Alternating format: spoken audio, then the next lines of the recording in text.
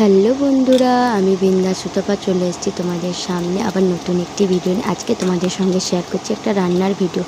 রান্নাটা কি তোমরা আজকে দেখো। আমি আজকে চিচিঙ্গা রান্না করব, তাই প্রথমে দিয়ে দিলাম কড়ার মধ্যে তেল, কালো জিরে ফোড়ন দিয়ে তারপরে আমি একে একে দিয়ে দিলাম চিচিঙ্গাগুলোকে একটু সরু সরু করে কেটে রেখেছি।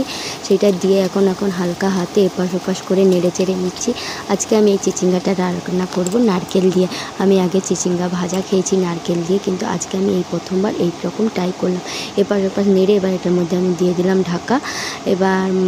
এবার কি করি, মশলা করব চলো তোমাদের সঙ্গে একটু শেয়ার করি। মশলার মধ্যে নিয়ে নিয়েছি কাজু, সর্ষে, চালমগজ, পেঁয়াজ এবং নারকেল কুড়ানো।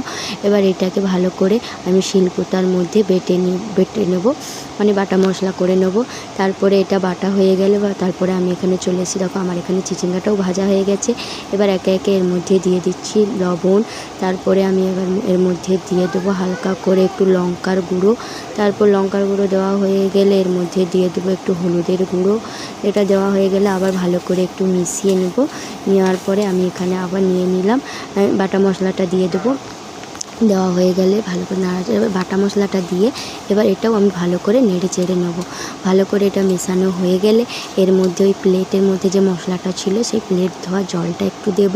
সেটা দিয়ে একটু আবার এপাশ ওপাশ নেড়ে আমি হালকা একটু অল্প করে জল দিয়ে ভালো করে ফুটিয়ে নেব। দেখো আমি একবার নিচ্ছি।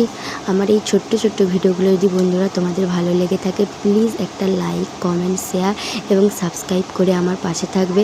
আর বন্ধুরা, যা গরম পড়েছে আমি সবাইকেই বলবো একটু সুস্থ থাকবেন, সাবধানে থাকবেন এবং ভালো থাকবেন আর আমার পাশে থাকবে। এই আর কি। দেখো আমার রান্না এখানে কমপ্লিট হয়ে গেছে। কেমন লাগছে বন্ধুরা? আর তোমরা যদি এটা কেউ আগে খেয়ে থাকো আমাকে কমেন্ট করে জানাবে। আমি তো এইভাবে রান্না করি, তোমরা কে কীভাবে রান্না করো প্লিজ আমাকে